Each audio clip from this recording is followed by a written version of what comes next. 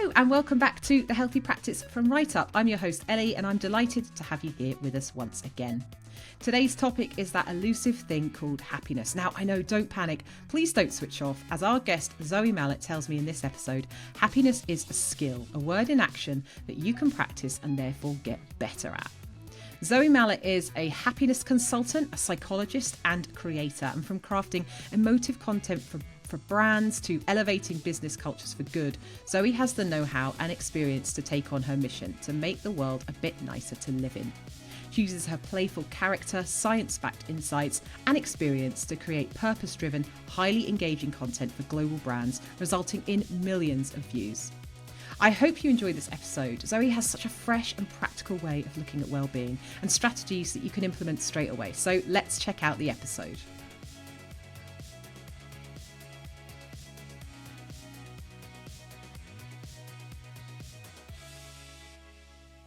Hello, Zoe. Welcome to The Healthy Practice. It's so good to have you here with us today. Thanks for having me. I'm excited. I know, me too. I'm really intrigued by your approach to happiness and well-being, and it always seems like super authentic to you. Can you define what happiness is to you, and where does the attitude stem from? Where does it come from in your life?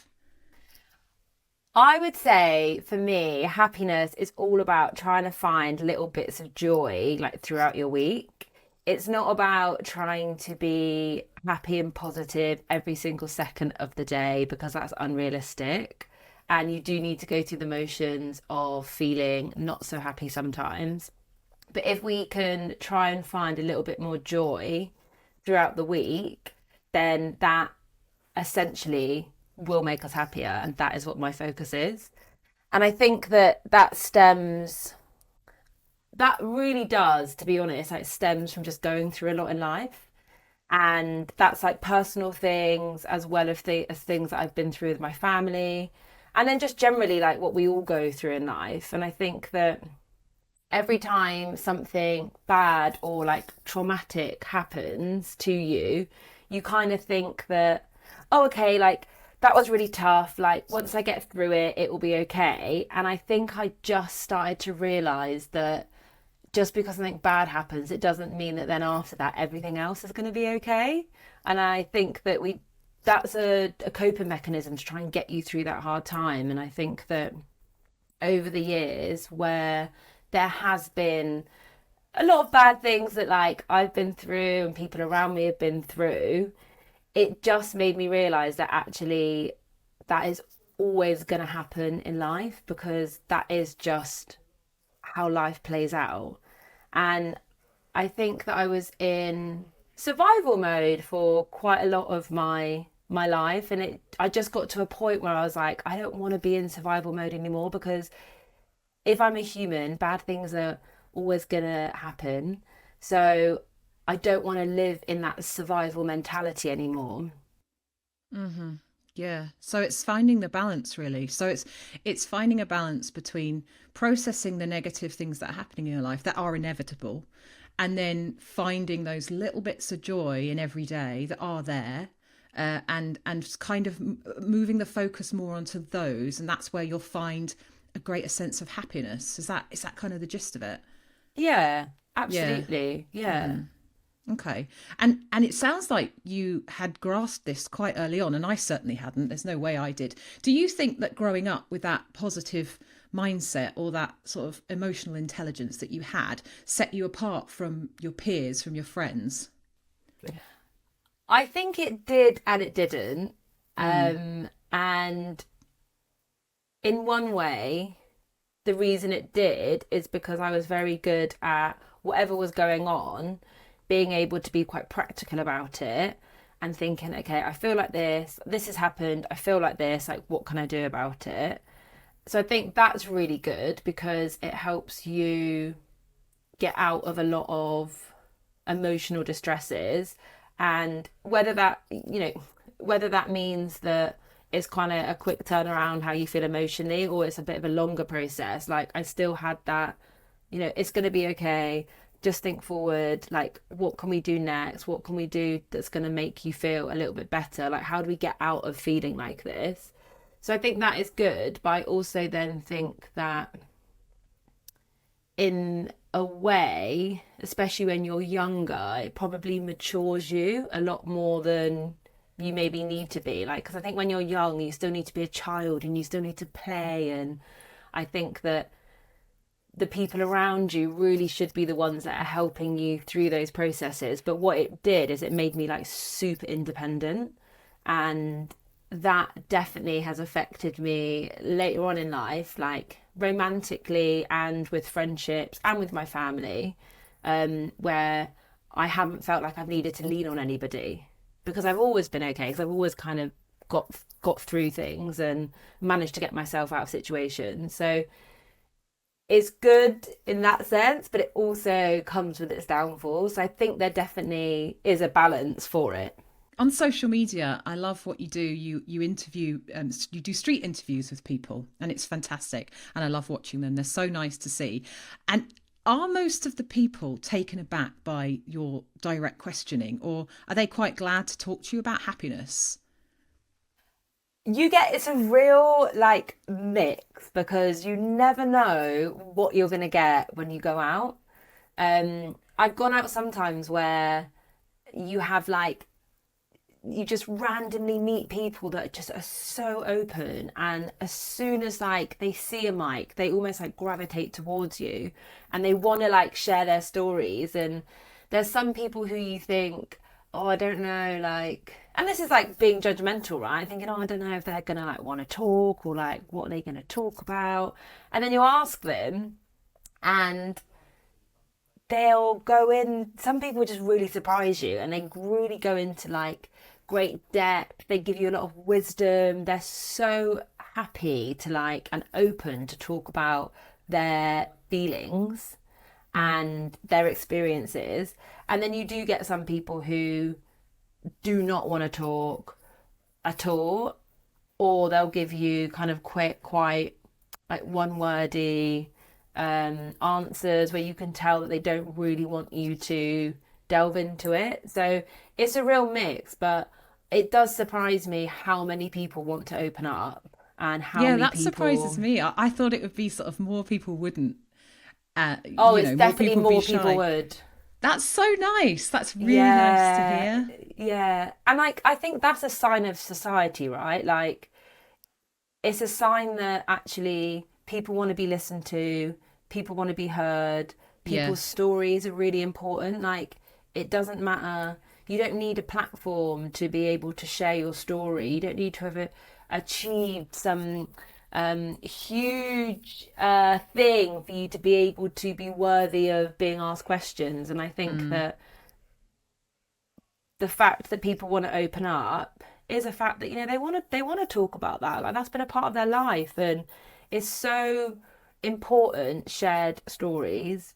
Mm. And I think that shared stories and hearing other people's experiences, that is something that massively has helped me throughout my That's really life. nice, and it is super helpful when you do hear stories about something you've possibly gone through and you felt really alone in it. So, um, it's a really nice thing to do, and I love seeing it come up on my timeline. So yeah, thank you for doing them. Let's delve a little bit into happiness then, because I Yeah. know for a lot of people, me included, in the past and probably still now, the idea of being happy is something that we aspire for, like in the future. So when I get that holiday book, when I get that job, when I meet that person, I'll be happy. So, but it's not the right way to do it. So what are we getting wrong with our current approach to happiness? I definitely back you on what you've just said around we always think that once we get this and once we get that, that's going to make us happy. And there is like a psychological process to that because it means that we have something to look forward to, right? And sometimes those things, our expectation of those things are always so high because we're building them up in our head, we're getting excited about it. And like sometimes they're as good as we built them up, but then sometimes they're not. And then it doesn't make us feel, then it makes us feel worse, right?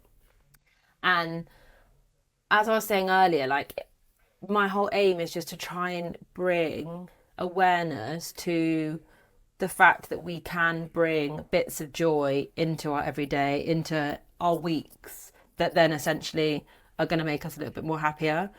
And what I'm really trying to educate people on is the idea that happiness is a skill and it needs to be taught, and we have to learn to be happy, because the way that we're wired as humans is quite negative, and that's for survival reasons, right? We built that into our DNA like way, way, way back when, as a coping mechanism to keep us alive. Like, we had to think negatively. And I think that because we aren't educated in this area, we're not taught these things in school. Yes, there's definitely a lot of information about wellness and about self-care and happiness nowadays, but we're not taught the actual psychology of how our mind works, which actually like baffles me. Like, once I started studying and I was learning and reading and researching everything to do with like emotions, the brain, human expression, I was like, why was I not taught this in school? Yeah, Like, totally. why on earth are we not, is this not part of our curriculum? Like, and I think it should be, because like it's the thing that drives everything else in life. So I find it massively, obviously I find it really interesting, but I find it massively important to be able to teach people the things that I have learned, because they've changed the way that I live my life, and the work that I do with people, with communities, with businesses, like it's changed and shaped the way that they're doing, how they're living their personal lives, how they're operating businesses, and how they're engaging and helping people to become more happy. So that's just definitely a message that I want to spread. But the current approach to happiness should be that we need to train ourselves to be happy, and to do that we need to have an understanding, just a really simple, basic top line understanding of how our brain works. And once we understand that, we can start to see that we do need to train ourselves to have more positive thoughts, and that's where a lot of like mindfulness comes into it. And mindfulness is about understanding where those negative thoughts are coming from, sitting and listening to those negative thoughts. And usually what we want to do is we want to suppress them, we want to distract ourselves, but those thoughts are always going to come back up. You can distract yourself from some thoughts for years and years and years, and what we should be doing is leaning into those thoughts, listening to them, understanding them, and trying to then redirect them so that we have a little bit more control of them. And that's a lot of the work that I do with people. And it's about, when you get a negative thought that comes into your mind, it's about just pausing for a second and leaning into that thought and saying, okay, so how come you feel like this? Is this useful for the moment? Where do you think this is coming from? What can we do in this moment that is going to make us feel a little bit better? And those negative thoughts that cause us to become unhappy aren't there to sabotage us. They aren't there to make our day bad or to make our life bad. Like, they're there because they're either trying to keep you alive, like the basics of it. They're like, that's your survival instincts popping up, saying like, oh, I feel a bit uncomfortable, this might be dangerous. We don't want to be uncomfortable, we don't want to be out of our comfort zones, right? Because that potentially means that something bad's going to happen. But the way that our brains are wired for that were wired way, way back when, like, you know, before we were like hunter and gatherers, right? So we've got different pressures nowadays, but it's still, what happens is those sorts of kind of passages still get activated even when something happens today. Like, you get like an email from your boss saying, oh, we need to talk, right? That like negativity spiral of like, oh my God, what have I done? Okay, why do they want to have a chat with me? It still wires back to like, well, ultimately, like, if something bad is, if I have done something bad, then potentially I'm not going to have a job, and if I don't have a job, then I'm not going to be able to pay my rent, and that's it's going like to an be instant threat, isn't it? It's like a threat response instant that comes threat. Yeah, like, Exactly. but but what you're feeling in your body and your mind is like the same as if you saw a tiger Yeah. to but with an email. So it's yeah, it's Yeah, I get exactly. it. Yeah. Exactly. And it's like we're not taught these things. So of course we feel this immense pressure and we're worried because that's the way our brain's wired. Like your brain is working how it should be if you're feeling that. We want that to happen, like, and you need to have those negative thoughts, right? If you're walking down the road at night and you hear or feel something behind you, like, you want to be able to turn around and think, am I in danger? So like we do need those negative thoughts, but in that case, for example, just taking that email from your boss, like that doesn't need to then send you into a negativity spiral. It means that you have to sit and understand yourself and, okay, maybe I feel panicked because I don't have a very good relationship with my boss, or I don't feel very confident at work, and I'm not sure if I actually did that project right, and then asking yourself those questions and thinking, okay, how do we then redirect that, and how can I train myself in this moment to be able to feel a little bit more comfortable? And that's all it is trying to take that thought that you have, listen to it, ask it questions, act like you're on the same team. It's not like you and them, it's us. Like, what can we do and how can we make ourselves feel a little bit better in this moment? What can we do in today? What can we do tomorrow? What can we do in this moment that's going to help us feel a little bit better? Yeah, no, that's really good advice. And I was going to ask you actually, because a lot of our listeners are therapists and they're professionals in the healthcare space, and those jobs, they're really, really stressful, Sure. emotionally demanding, emotionally draining. And I was going to ask you what are some steps that they can take to check in with themselves during their day or week, but you've probably just answered that question. It's probably just trying to find the, little ways that you can give yourself a little bit of self-care or find a little bit of joy in each day. Yeah, and I think that it's so much emotional labor having to listen to people day in, day out. And I really, really think that like therapists and healthcare professionals are like the angels of like our society. Um, and in throughout the day, when you've got a lot of pressure in the workplace, absolutely, like it's about, and therapists and kind of healthcare professionals will know this. It is about listening to those thoughts, leaning into them, trying to redirect them to something that feels a bit more progressive, a bit more proactive.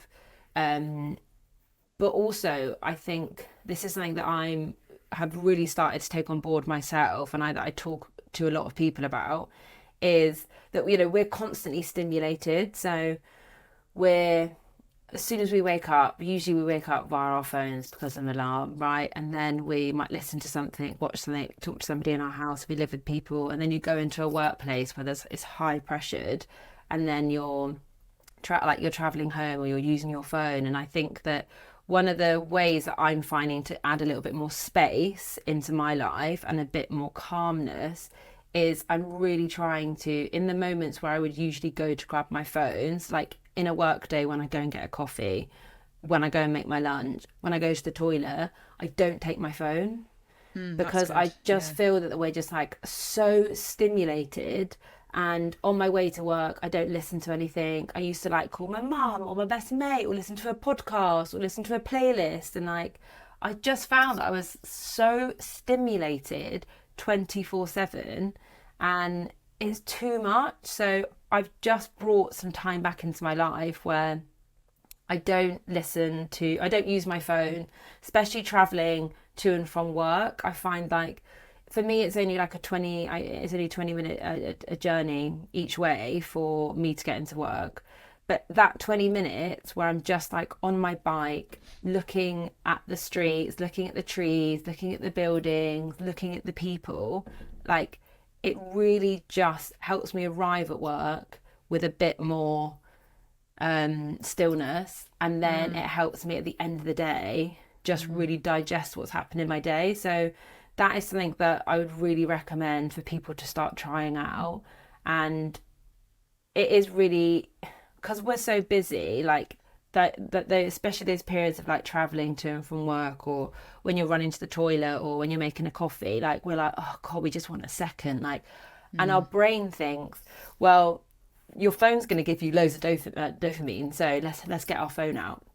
Let's catch up. I want to see what's happening in the WhatsApp groups. I want to see what's happening on Instagram, because like your brain thinks that you're getting that like instant gratification and there's that dopamine hit, but actually like it's removing some time for you to have for yourself. So that's something that I'm really trying to encourage people to practice as much as they can, and just be still. And like that means that you can get probably like 2-3 hours of your day back where you're not glued to your phone, or you know, because then when you go home you're watching the telly, or if you're at work in the day you're like on a laptop. Like it's so much screen time. Yeah, such good advice. I put on my phone, I don't know how I did it now, I can't remember, but I put on my phone this thing where it stops, it sort of tells me when I've got hit too much time on each app. So, now you can bypass it, but I've really told myself I'm not doing that anymore. And it stops me using Instagram, it stops me going on socials, it stops me doing like emails after 8 o'clock, it blocks me out. And it really has helped me cut down that screen time, because it does drain you, and you see things on there might not want to see, that you know, news or whatever, that can really add to the stress of the other stresses in your day. So yeah, really good advice, really like that, because it's definitely helped me, and it's something I'm gonna try and do more of. Actually, I might cut it down even more, because you don't need to be on Instagram for 3 hours a day. No, it's you just don't. not necessary. And like nobody's gonna like, as these apps progress and as they get more enticing, like nobody is gonna, you're never gonna get that time back. No. Like nobody is gonna stop you using your phone unless you do it. Like you might have friends or partners, you know, who are saying, can you get off your phone please, that you've been on your phone all night, like but largely it's down to you, and like we're responsible. I know they are designed to be addictive, right? They're designed to make us want more. So like it is really, really hard. It's not easy to come off of them. They were designed that way, but we have to take a bit of responsibility in it. And I know that there's a lot of the tech companies, they have and the government have a massive responsibility in that respect, and I completely understand that, but we have to try and take a bit of responsibility when it's making us like glued to our phones, like when we're glued to our phone all day every day. Like just take a bit of control back, like see it as that, like I don't need you, like I'm you okay. don't. You don't need to be chained to that thing. And you know what, since I've been on it less, I feel so much more present in my life. I feel calmer. I feel like I've got space. Like it's weird. It makes you feel like you've got a little bit more space. So it is actually not easy, perhaps, because they're designed to make you want to go back for more. But it is a kind of simple one step you can take. Put your phone away, and it is a kind of almost instant feeling of peace and calm. So I think that's a really good tip. And just moving on to your own career, because I know our listeners will be really interested in this. What does a happiness consultant do? So I work in 2 different ways. I work with businesses where I go in and I help them understand their people, culture and HR. And everything sits around understanding how we can increase employee well-being and welfare. And I create culture strategies that are going to increase the engagement of the teams and therefore increase the team's happiness. Then I also work with brands where I help them with their communities and help them create really purposeful, playful content that is emotive-led, that is going to give them insights and that is going to engage and increase their community's happiness. So I'm quite selective with like the brands that I work with on that side of the business, and any brand that is trying to increase, improve society in a way, if they've created a brand, if they've created a product or a service where they're really trying to improve community and improve society, then like that's the sort of brand, like-minded brands that I work with. And that can be from anything from working on campaigns with them, creating content with them, creating content for them, helping them understand how they can feel more connected to their brands through more creative points of work. And that also is, sitting on panels, hosting workshops. And then I also have my own platform. So I make a lot of content that just really aims to help people have a bit of a nicer life. And really encouraging the things that make me really happy, and the things that I research about that I know can make people happy. I then will go and test those sorts of things out, and then if they've made me happy, if I think they're good, if I'm getting good feedback from the people that are also doing those sorts of things, then I make content around that. So my platform is just a space for people to come to work out how they can find and add a little bit more joy into their life and into their everyday. That's amazing. And so you go, when you go into these businesses, have you learned anything about the general happiness of the working population? Yeah, so in the UK, engagement is decreasing. We've got one of the lowest engagement rates in Europe. So it's a very, very, very hard landscape. I'm really lucky that I work with agencies and businesses who are really progressive when it comes to people and culture. And they really want to make a workplace that people feel inspired and motivated by. And we all know, right, that if your team is feeling happier, more engaged, more motivated, more productive, then that means that is going to increase your revenue, right? That's going to increase your profits. That's going to make the business a lot stronger. Yeah. But the businesses that I work with, like they definitely have that in mind, but they largely just want to create a space for people that people feel good. So I'm really lucky in that sense, that I get to work with businesses who want to be progressive in that space.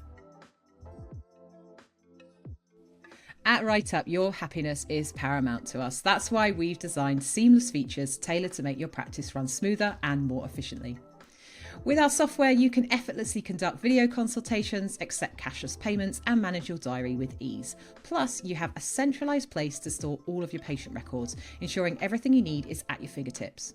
Join over 13,000 clinicians and streamline your practice today, saving you time and helping you maintain a good work-life balance. Go to writeup.com to find out more about our software. That's WRITEUPP.com. Now let's get back to Zoe.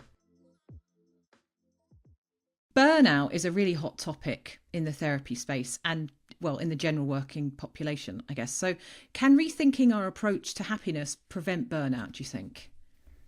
Yeah, I feel that with burnout,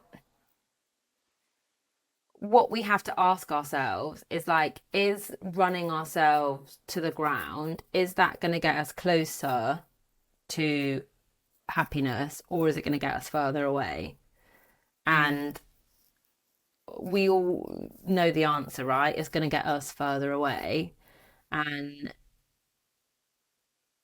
what I think is really important for people to focus on is similar to what I said about, being addicted to your phone. Like, there is a responsibility we all have to take with our own burnout, and there's absolutely external pressures that are going to be put on people, right? Like, if you in a high pressure job where they don't really care if you're burnt out or not, like, you just need to get in and do the work, and it's not that sort of environment, and you need to do that job because you've got financial dependence, and you're financially responsible, and you feel like you can't kind of escape that. Those pressures are super, super hard, right? Because it just adds a whole new layer to how you're feeling. But what we have to try and do is work out like what parts we can be responsible for, because some workplaces will let you run yourself to the ground. Like, they will let you work 10-hour days, 5-6 days a week.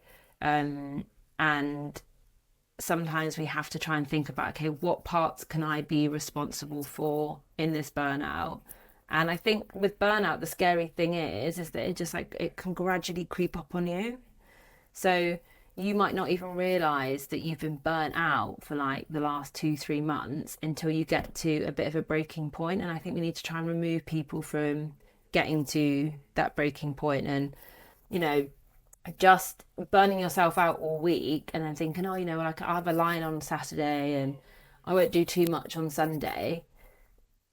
That isn't going to cut it. Like, a couple of nights off in when you've burnt yourself out for 5 days, like gonna that isn't gonna touch the sides. And as part of like a healthy, balanced lifestyle, like you need to be able to have enough time to sleep, which is super important, exercise, eat healthy, see your friends, see your family, see your loved ones, spend some time on your own. Like, there are so many different components that go into it, and we should really be touching base with each of those, at least like most of them per week. And if we're burning ourselves out all week to the point where we like on the weekends we don't want to do anything, I think that's a massive sign of like, do you want to live your life like that? Like, we all know that life goes, because we're so busy, is going so quickly. And do we want to look back and think, oh, I didn't have enough energy to do anything? Like, I think that isn't the way forward. And I think, going back to your question around, can happiness, like thinking about happiness, can that prevent burnout?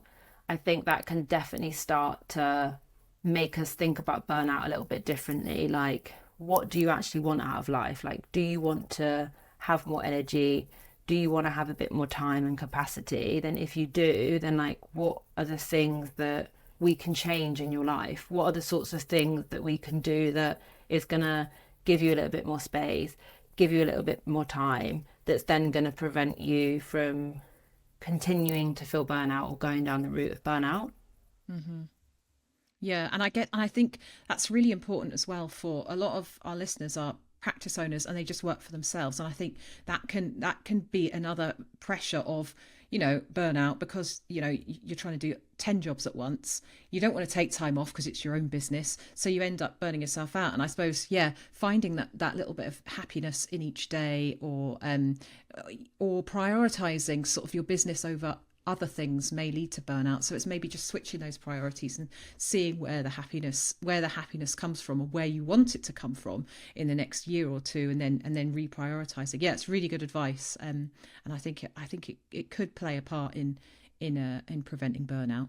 I think it's also just one more thing. I think it's also like going back to like the why of the reasons we do certain things. Like, sometimes when I'm feeling like really stressed, or I've got like a day that I'm trying not to use the word like really stressed, because I think it's also really important the words that we use with ourselves. So like, Yeah. the stress I put myself under in work, like that's actually good stress, because I'm trying to grow my brand, I'm trying to help people, like, so I'm moving that into like the good stress category, right? And there's also like obviously bad stress, but when I'm feeling maybe overwhelmed and quite tired with work, and maybe feeling a bit frustrated because I'm tired, I just try and bring myself back to the why. I'm like, why did you start this? Why did you start doing what you're doing?